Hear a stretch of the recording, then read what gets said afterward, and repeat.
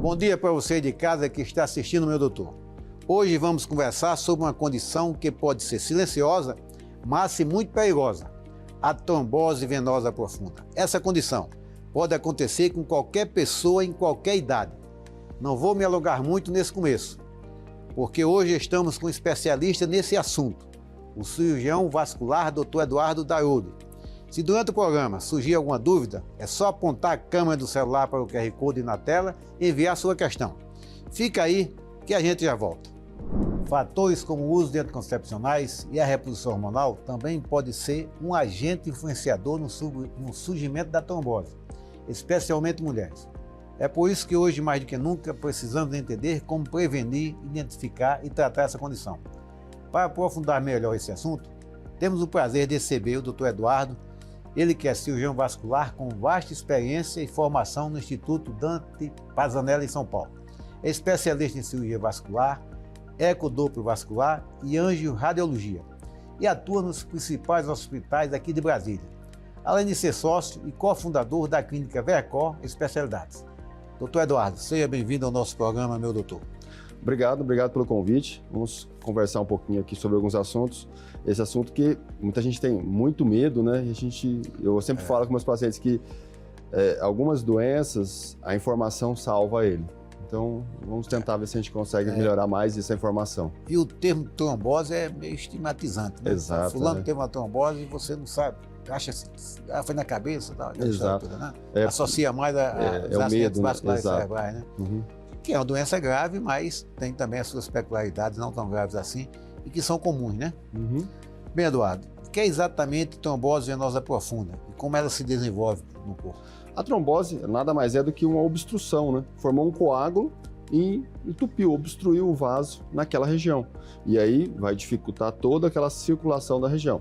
Então, como é uma trombose venosa profunda, pegar uma veia, toda aquela região abaixo onde ela obstruiu, pegou na perna, entupiu, vai ficar com a perna com os sintomas típicos que a gente vai conversar mais à frente, que é dor, inchaço. Então, a trombose é um coágulo, formou um coágulo dentro da veia. E aí é o medo, né? A preocupação. Tem aquela veia ali entupida, né? Exato. E, na realidade, a trombose venosa profunda está relacionada só aos membros inferiores? Não é só os membros inferiores. Não. Ela é, sim, 90% dos casos é membros inferiores, né? 90% dos casos. Mas ela também pode pegar outros, membros superiores, órgãos intestinais, intracerebral, mas 90% é membros inferiores mesmo. Perfeito. E a gente vai focar mais na questão da trombose venosa de membros inferiores, né? Quais são os sintomas de alerta? O clássico mais comum é a dor súbita, o inchaço, né? O edema, né? Que ele começa no membro, muitas vezes unilateral, não pega nas duas pernas, tá uma perna só, relacionado muitas vezes a um peso na perna também junto, mas o principal é o dor súbita e o inchaço, são os clássicos. E o edema, né? O inchaço que é o edema, é o clássico. Ali e tal. É relacionado com o quê? Com uso de medicamento, falta de exercício, muito sedentarismo. As causas de trombose, né? Então, as causas de trombose são uma gama enorme, né? Principal, pós-cirurgias, cirurgias grandes, né? Que ficam muito tempo acamado no pós-operatório, paciente de uso de hormônios, anticoncepcionais, a doença de base como câncer, sedentarismo, obesidade, cigarro. Então, histórico familiar, né? O genético, né? Então, são muitas as causas de trombose hoje para a gente ter. Eu sou ginecologista e só tive um caso de trombose por uso de anticoncepcional, né? E tem sempre essa relação, anticoncepcional e trombose. Não é tão frequente assim, né? Não. A trombose, a gente sabe, esses estudos que mostram que o uso do anticoncepcional, ele aumenta de 2 a 4 vezes, principalmente no início do tratamento, quando está começando, né? E hoje em dia, com os anticoncepcionais mais modernos, com dosagem menor de estrogênio, que é o vilão, né? O estrogênio, porque ele aumenta a viscosidade. Então, tanto na reposição quanto no anticoncepcional, ele tem o poder disso, né? De causar trombose. Mas sim, hoje com os medicamentos mais modernos, com dose mais baixa, a incidência diminuiu bem mesmo. E quem usa anticoncepcional já há algum tempo, não vai ter... A chance é muito menor, né? O problema grande que a gente tem hoje, que é a moda, é a reposição hormonal inadvertida. Esse é um problema, né? Exatamente. Porque aí usa doses altíssimas Exatamente. e não necessária, não estava precisando e entrou com um hormônio qualquer aí, esse aumentou a O trombose. uso de reposição hormonal sem orientação médica e, infelizmente, se popularizou e virou um problema de saúde pública, né? Exato, é aquela moda, né? Todo mundo quer o corpo perfeito, a que custas, né? Então, Perfeito. é um problema isso. E quais são os locais mais comuns de trombose venosa? Isso que a gente comentou, não estava falando antes. O mais comum é membros inferiores, um pouco mais à esquerda, alguns estudos falam, mas não tem nada de confirmado, que confirmado é que 90% são em membros inferiores, nas pernas. Aquelas pacientes que apresentam aquelas lesões bem... aqueles caroços, né? Que ficam crônicas, né? Uhum. Tem tratamento cirúrgico ou tratamento só clínico? A trombose, sim, o que pode acontecer? Quer dizer, a veia, quando ela fecha, essas veias centrais importantes, profundas, você tratou o anticoagulante, limpou ela, a veia ficou boa, ela vai ser recanalizada. Aqui fica aqueles caroços saltados na perna, normalmente foi decorrente de uma varize. Ele tinha uma varize grossa, e essa varize grossa pode formar uma inflamação, que é a flebite, chama de tromboflebite, que é uma trombose superficial. Essa trombose superficial tem conexão com o sistema profundo. Então, logo, uma varize pode virar uma trombose superficial e pode virar uma trombose profunda. Essa sim, quando trata e depois de um tempo de tratamento, fica lá aquele caroço, aquele nódulozinho. Mas esse superficial, ele é muito mais estético do que funcional, né? O funcional é o profundo. A circulação profunda que é o problema. Aquelas varizinhas superficiais. Isso, mas o problema é isso, que assim, a varizinha superficial, esse é estético. Não, uma varize é uma insuficiência venosa crônica. Ela pode evoluir para. Tem que ter um acompanhamento, tem que ter uma supervisão médica especializada. O tratamento realmente também é cauterização, é cirúrgico? Isso, a cirurgia de varize hoje a gente tem várias táticas, técnicas, tanto cirurgia, aquelas aplicações é possível, mas o problema que tem que ter é a avaliação prévia, com um especialista para definir o que tem que ser feito e como ser feito. É isso que é o importante. E história familiar, né? História familiar é para quase tudo, né, que a gente discute, né? Mas a trombose é uma, varize sim, mas trombose também tem o histórico, tem o genético, né? E mesmo hoje com todos os estudos, a gente chega a uma incidência de quase 30% das tromboses que a gente não sabe do que veio. Então tem uma genética, mas a gente não conseguiu ainda identificar essa genética. E a questão do sedentarismo, da atividade física, né? Que é fundamental exato, em tudo, mas para com relação tudo, né? Exato, é quase como se fosse uma prevenção, né?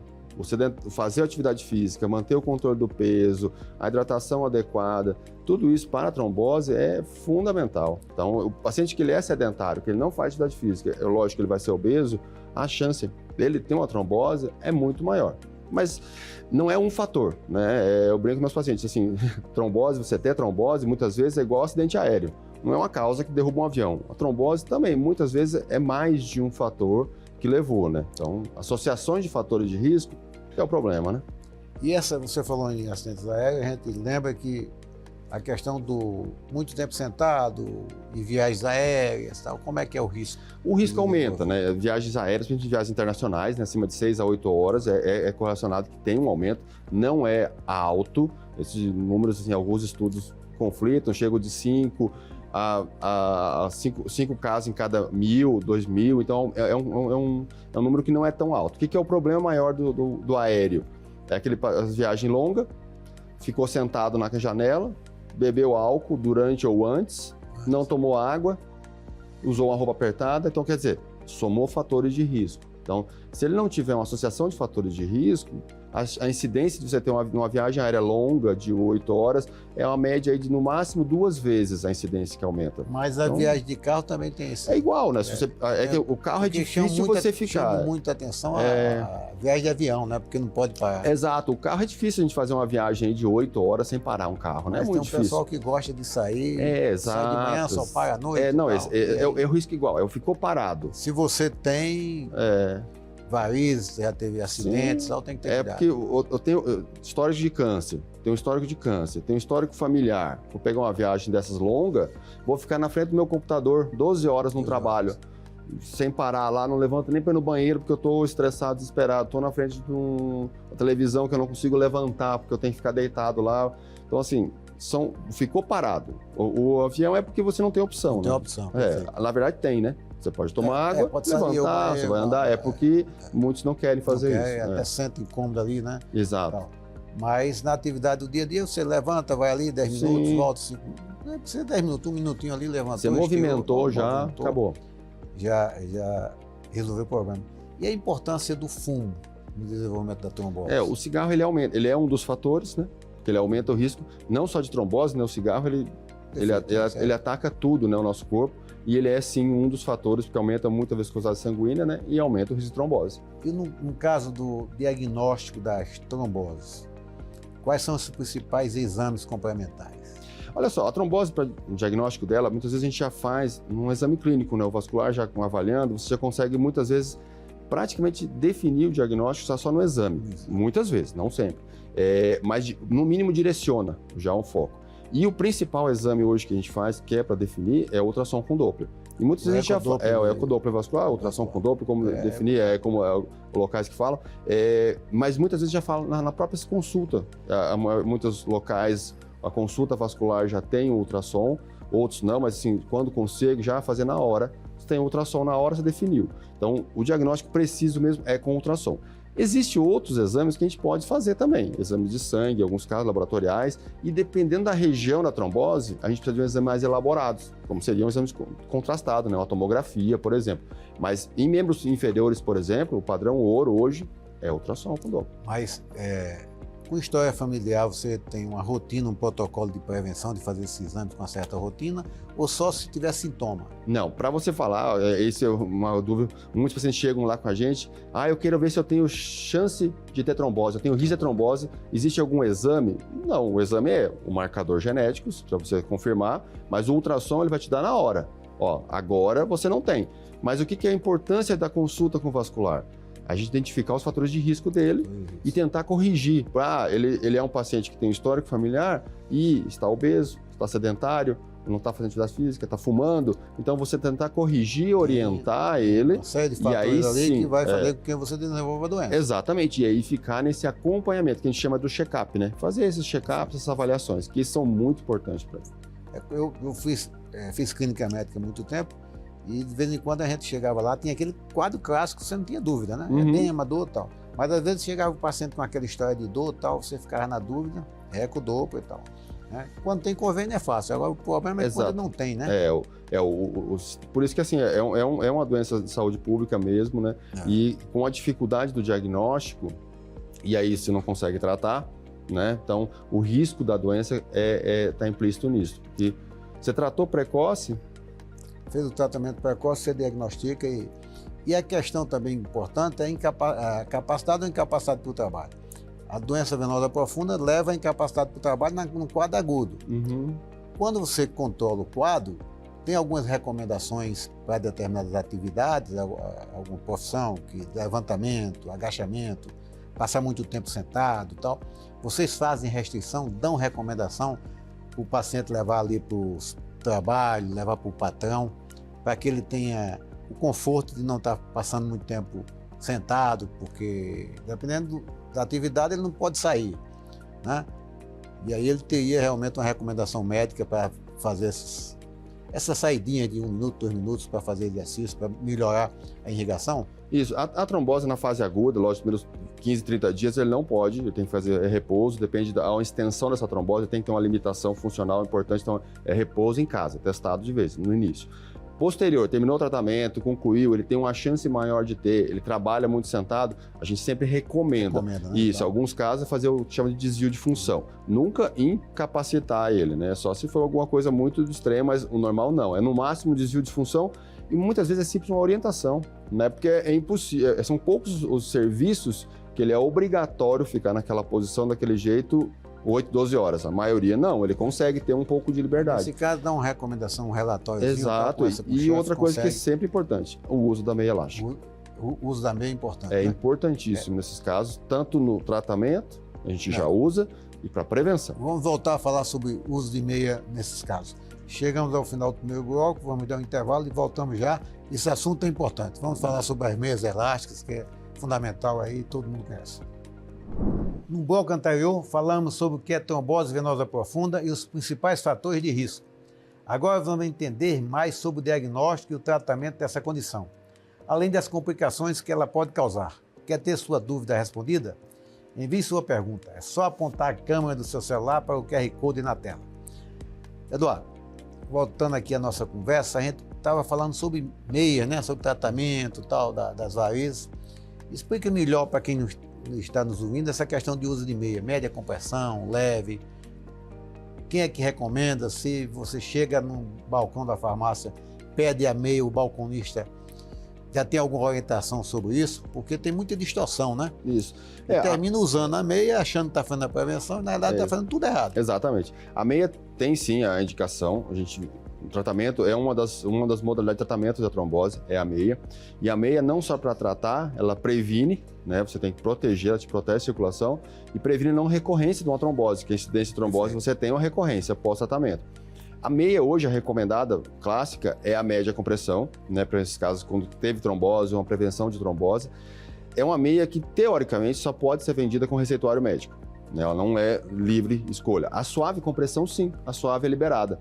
Então, tem uma margem que alguns locais conseguem. Mas a suave é prevenção, não é tratamento. É isso. Né? A suave, a gente recomenda paciente que vai fazer um voo e não tem histórico familiar, não tem varizes, não tem inchaço nas pernas no voo. Quer dizer assim, aquele cara é assintomático, não tem nada, aí você pode usar uma meia suave. Agora, o ideal, se ele já tem algum histórico, teve trombose, tem varizes, é a média.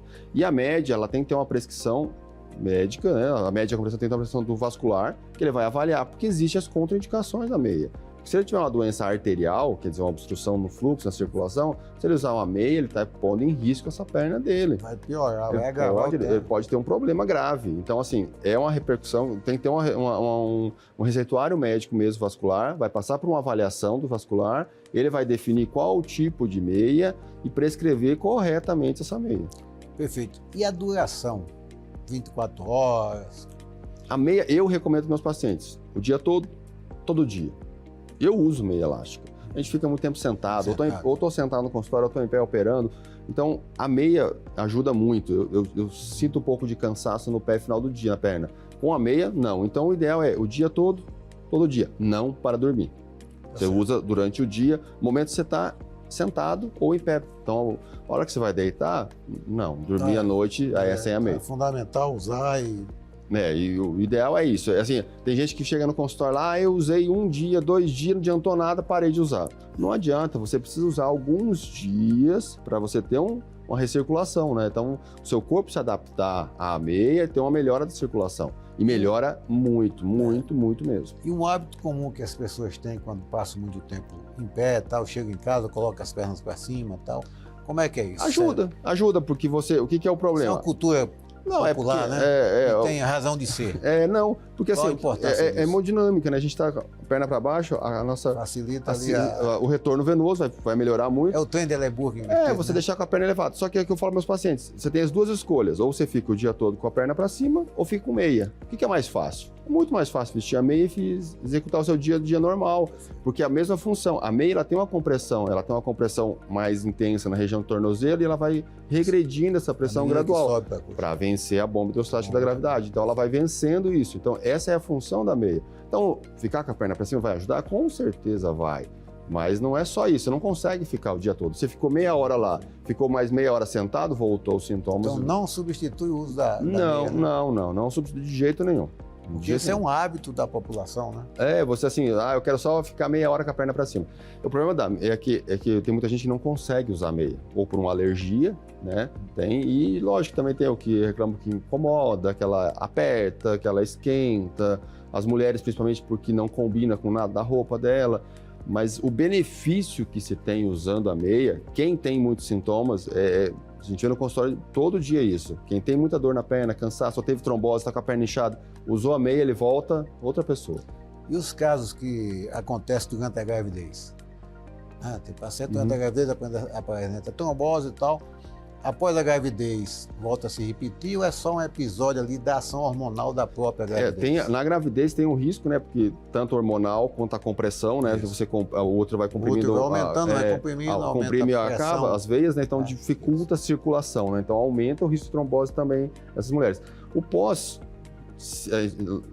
Acabou, fez o parto, nasceu, Aí tem que ter essa investigação, porque foi somente isso que causou ou ela tinha um componente genético? Um fator reproduzido. Exatamente. Aí, não identificando fator genético nenhum, é um fator de risco, sim, só pela gestação, né? Mas ela volta ao risco normal da população normal. População normal, mas tem que ter um acompanhamento mais de perto, né? Mas sempre é bom uma avaliação vascular após a gravidez. O ideal é, que a gente sempre recomenda, a população, todos tem que ter um acompanhamento de check-up, hein? Cardiológico, vascular. Se teve uma doença vascular, esse paciente tem que ter um acompanhamento de check-up para o resto da vida. Pode ser espaçado um tempo maior, mas é o vascular que vai definir esse de quanto em quanto tempo, mas ele tem que ter um acompanhamento. E até para o pessoal que está nos assistindo ter ideia da gravidade, quais as principais complicações da trombose venosa? A complicação principal, e todo mundo tem medo, que já conhece, é a embolia pulmonar. Né? O que é isso? Solta um pedacinho de trombo, lá de onde é a trombose, nas pernas, e ele vai para o pulmão. De acordo com a quantidade de trombo ou o tamanho do trombo, ele pode obstruir um pulmão todo ou os dois. E então, assim, depende do caso de embolia, é um caso grave que pode ser fatal. A grande maioria dos casos de embolia não são. São mais simples, o tratamento é mais... consegue se tratar bem, mas existe sim, então uma trombose Você pode evoluir com a embolia pulmonar. Uma doença venosa profunda. Exatamente, então assim, tá com até cerebral, né? Exato, pode. Depende de algumas alterações que tem que ter, né? A comunicação intra-atrial, né? Pode levar. 30% da população tem essa comunicação. Então, a trombose, ela pode evoluir para complicações graves. Então, o importante é ir atrás logo, fazer o diagnóstico logo e iniciar o tratamento logo. E é fato ou é mito que com a Covid aumentou a incidência das tromboses venosas profundas? Aumentou. O vírus, ele é trombogênico. Né? Isso então, doente, eu digo depois porque agora acabou a epidemia. Exato, mas assim, como você usa muito, né? Então assim, rodou-se muito na época lá, rodou-se muito e pacientes ficavam muito internados. Então juntou um vírus que é trombogênico, junto com repouso, acamado, o paciente ficou mais na cama, ficou mais internado, e agora no pós. Na alta, ainda não tem nada confirmado, certeza, né? Se o paciente teve uma Covid leve, se ele vai ter uma trombose? Não, isso não tem nada documentado, comprovado. Agora, sabe-se que esses pacientes internados, que o Covid foi gravado, internou. Aí tudo bem. Agora no pós não... O que é um mito que depois da Covid, tudo que aconteceu depois da Covid, é culpa da etiologia foi a Covid. Não, isso aí não tem nada comprovado. Então, existe vários estudos mostrando. Das tromboses venosas profundas após o Covid está dentro do esperado. Isso, está mantendo, não teve nada de aumento, assim, só relacionado ao Covid não internação. É a soma de fatores, como eu te falei. E o tratamento?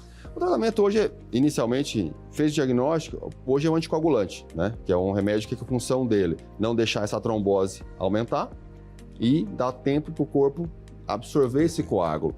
Hoje, com os anticoagulantes, tem alguns anos já, os orais modernos, né, a gente não precisa mais internar. Porque antigamente a gente precisava internar o paciente por causa de uma trombose, para ficar usando o remédio para poder ir embora uma semana depois. Hoje, com esses novos anticoagulantes orais, 1 a 2 horas após a ingestão, ele está anticoagulado. Então, hoje a gente interna-se muito pouco o paciente com trombose. Só aqueles trombose muito extensa, muito sintomática, muita dor, né? A perna pegou uma trombose, pegou a perna toda, né? Aí tem um risco maior, aí sim a internação. Mas se não, hoje a maioria é ambulatorial mesmo, você trata e acompanha em casa. Na minha época de interno lá no Hospital Regional da Sul, antigo H-Raiz, eu acompanhei muito o doutor Elias Bittar, que é um angiologista famoso na cidade. Não sei se você conheceu, doutor Elias Bittar. Fazia muito safectomia, né? Isso. Como é que está isso hoje? Não, a cirurgia essa de safena, a gente faz, é indicado para fazer quando tem a trombose superficial, que é a safena, né? Então a safena, se teve uma tromboflebite, pegou a safena, é uma das opções fazer a ligadura da safena. É mais estético? Não, se você é como interromper, porque a safena tem uma conexão com a femoral. Perfeito. Então pode virar uma trombose profunda. Só que hoje os guidelines mostram que você tanto faz você fazer essa ligadura ou usar anticoagulante. E hoje, com essa facilidade do anticoagulante... O tratamento clínico é bem mais prático. Exato, porque submeter uma cirurgia, né? Então é muito mais prático, então praticamente hoje não se usa. E com os anticoagulantes hoje orais modernos e com um controle melhor, você não precisa ficar fazendo exame de sangue todo mês, então ele ficou mais acessível com essas novas, tem agora, com quebra de patente, então ele não está, digamos, em valores exorbitantes como era no início, então já está mais fácil de usar esses remédios. Perfeito. E com relação ao controle do coagulograma, fazer aqueles exames de rotina e tal, com o uso do anticoagulograma oral, esses mais modernos, é necessária aquela rotina? Não, não. Esse do fazer o exame de sangue regular, que é o INR, né, para marcar, isso era só quando usa-se o Marevan, né? Isso. Quando você não utiliza, hoje praticamente não se usa mais, é muito pouco. Como te falei, o preço baixou muito desses novos anticoagulantes orais, não tem necessidade nenhuma, porque são específicos, então, eles não alteram. Ficou mais fácil, mais seguro, porque antes o paciente esquecia um dia, tomava 3 no outro dia, e aí ele ficava muito anticoagulado, tinha risco de sangramento cerebral. Então era um problema. Então, aí hoje não, com esses novos ficou muito mais prático. Eduardo, chegou o final do nosso programa, o tempo está acabando, mas antes de encerrar, eu gostaria que você desse algumas informações rápidas sobre prevenção. A prevenção que a gente falou, é muito fácil, manter um hábito de vida saudável, faça atividade física, não fuma, tenha um acompanhamento com o seu vascular de rotina, tenha essa avaliação, ficar consultando com ele para ter essa avaliação, porque você viu, a trombose fez o diagnóstico precoce, iniciou o tratamento precoce, a chance de complicações é muito baixa. Então, assim, basta isso, é você ter um acompanhamento, ter um controle para você ter uma avaliação.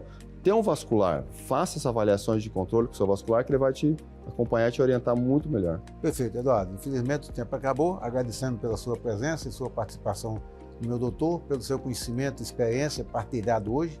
Acredito que as informações aqui passadas foram de extrema importância e esclareceu bastante.